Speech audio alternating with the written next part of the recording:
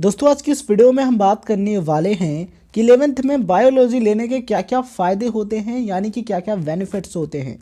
अगर आप भी एक ऐसे स्टूडेंट हैं जिन्होंने 10th अभी कंप्लीट किया है और 11th में बायोलॉजी लेना चाहते हैं, तो आज की इस वीडियो को लास्ट तक देखिए। डेफिनेटली आपको राइट इन्फॉर्मेशन मिलेगी और आप बायोलॉजी के फ़ायदों के बारे में अच्छे तरीके से परिचित हो पाएंगे।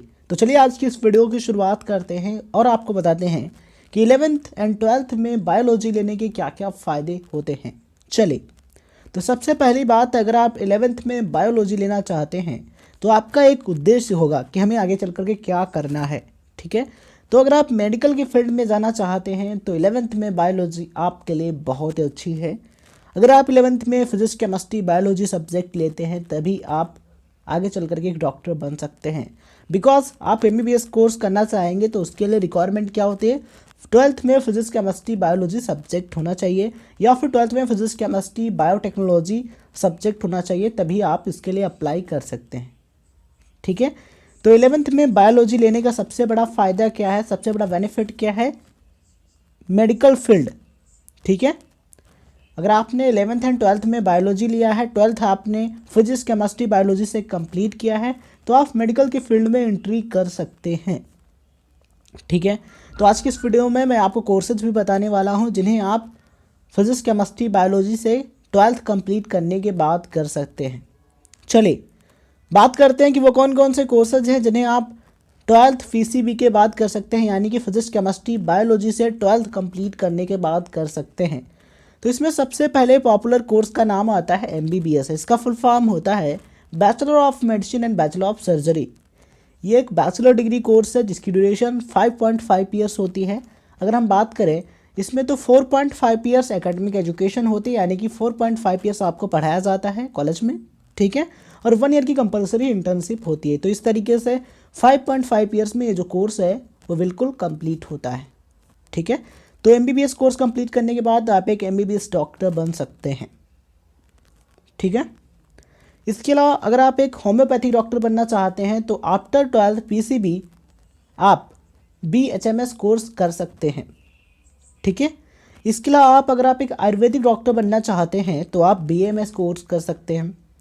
इसके अलावा अगर आप एक यूनानी डॉक्टर बनना चाहते हैं तो आप BUMS कोर्स कर सकते हैं। ठीक है, अगर आप एक डेंटिस्ट यानी कि दांतों के डॉक्टर बनना चाहते हैं तो आफ्टर 12th PCB आप BDS कोर्स कर सकते हैं। BDS का फुल फॉर्म होता है बैचलर ऑफ डेंटल सर्जरी। ठीक है, इसकी ड्यूरेशन 4 ईयर्स की होती है। इसके अलावा आप BPT, BVSC, A&AH, ठीक है, ये कोर्सेज कर सकते हैं। इसके अलावा अगर आप मेडिकल की फील्ड में नहीं जाना चाहते हैं, MBBS, BUMS ये सभी कोर्सेज नहीं करना चाहते हैं, तो इसके अलावा आप नर्सिंग की फील्ड में जा सकते हैं। अगर आपने 12th फिजिक्स केमिस्ट्री बायोलॉजी से कंप्लीट किया है तो आप MBBS या फिर BDS को छोड़ करके BSc नर्सिंग कर सकते हैं। नर्सिंग की फील्ड में एंट्री कर सकते हैं, एज अ नर्स वर्क कर सकते हैं। ठीक है, BSc नर्सिंग जो है इसकी जो ड्यूरेशन है वो 4 ईयर्स की होती है, यानी कि ये जो कोर्स है वो 4 साल में कंप्लीट होता है। ठीक है, सेमेस्टर सिस्टम होता है इसमें। ठीक है, तो BSc नर्सिंग करने के बाद आप नर्सिंग की फील्ड में एंट्री कर सकते हैं। इसके बाद आप MSc नर्सिंग भी कर सकते हैं और भी हायर स्टडीज़ कर सकते हैं। ठीक है, अगर आप नर्सिंग की फील्ड में नहीं जाना चाहते हैं तो आप फार्मेसी की फील्ड में जा सकते हैं। अगर आपने 12th फिजिक्स केमिस्ट्री बायोलॉजी से कंप्लीट किया है तो आप B फार्मा कोर्स कर सकते हैं, बैचलर ऑफ फार्मेसी कोर्स कर सकते हैं, या फिर आप D फार्मा यानी कि डिप्लोमा इन फार्मेसी कोर्स कर सकते हैं।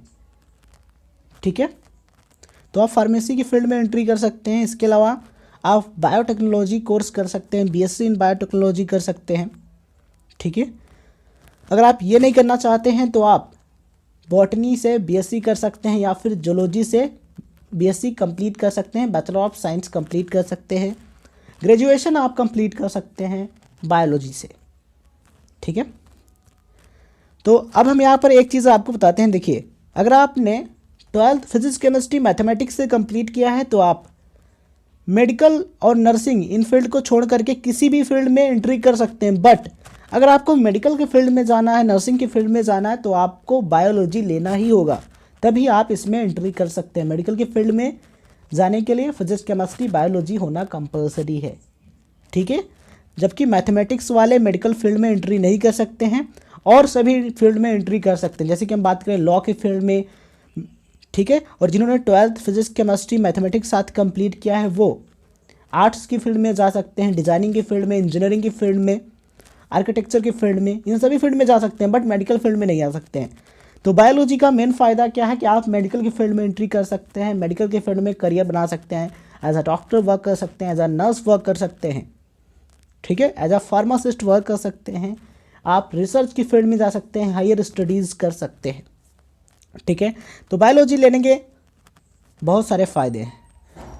बस यहाँ पर चीज़ें आपको क्या ध्यान रखनी है, आप किसी भी फील्ड में जाएं, उस फील्ड में अपना मैक्सिमम देने की कोशिश करें।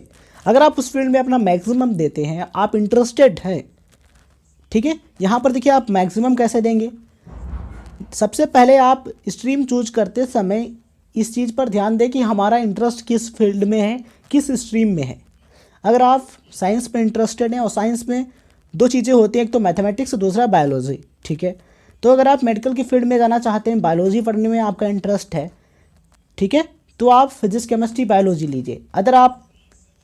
अगर आप मैथमेटिक्स पढ़ने में काफ़ी इंटरेस्टेड हैं, इंजीनियरिंग की फील्ड में जाना चाहते हैं, तो आप मैथमेटिक्स लीजिए, ठीक है।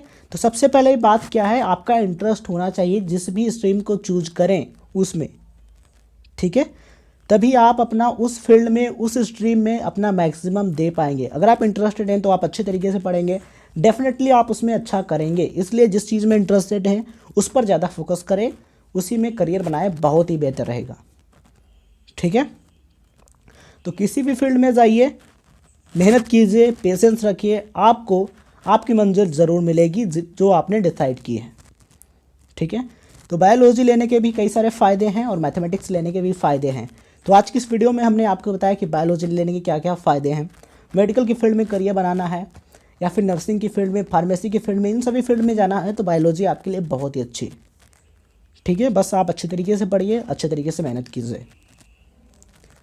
अगर हम बात करें कि कुछ कॉमन कोर्सेज की, जैसे कि ये जो कोर्सेज हैं जैसे बीएससी, बीए, बीकॉम, बीए, ठीक है, बैचलर ऑफ आर्ट और एलएलबी, ठीक है। तो ये जो कोर्सेज हैं ये कॉमन कोर्सेज हैं, इन्हें फिजिक्स केमिस्ट्री बायोलॉजी और फिजिक्स केमिस्ट्री मैथमेटिक्स, अगर आपने दोनों में से कोई किसी भी स्ट्रीम से 12th कंप्लीट किया है तो आप ये कोर्सेज कर सकते हैं जो आप स्क्रीन पर देख पा रहे होंगे। इसमें से BSc, BA, BCom, bachelor of law, LLB, ठीक है, आईसीडब्ल्यूए प्रोग्राम, मीडिया और journalism courses, hotel management, BCom यानी कि bachelor of commerce, graphic design course, BCA यानी कि bachelor of computer application, defence sector, fashion technology, CA program, travel and tourism courses, BEd, bachelor of applied science, ठीक है। इसके अलावा और भी कोर्सेज हैं जिन्हें आप after 12th physics chemistry biology और फिजिक्स केमिस्ट्री मैथमेटिक्स के बाद कर सकते हैं, ठीक है। ऊपर जो हमने कोर्सेज बताए हैं इनके लिए फिजिक्स केमिस्ट्री बायोलॉजी होना कंपलसरी है, तभी आप ये कोर्सेज कर सकते हैं, ठीक है।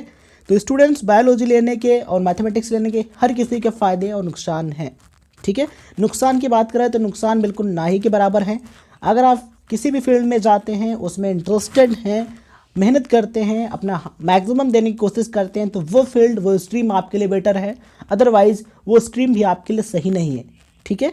अगर आप इंटरेस्टेड हैं, मेहनत करेंगे तो कोई भी स्ट्रीम हो आप उसमें ग्रो करेंगे, आपको अच्छा लगेगा और आपके लिए वो चीज़ बेटर होगी, ठीक है। तो सबसे पहली बात, अगर आप इंटरेस्टेड हैं तभी स्ट्रीम चूज करें। अगर आप चूज कर लिए हैं तो उसमें अच्छे तरीके से मेहनत करें, उसमें अपना मैक्सिमम देने की कोशिश करें और आप अच्छे तरीके से उसमें ग्रो करेंगे, ठीक है। तो बायोलॉजी लेने के काफ़ी फ़ायदे हैं, बस मेहनत कीजिए, आपको एक अच्छा आउटपुट मिलेगा। ये वीडियो इन्फॉर्मेशन आपको कैसे लगी प्लीज़ कमेंट बॉक्स में मेंशन कीजिए, या फिर कोई सवाल है कमेंट बॉक्स में मेंशन कीजिए।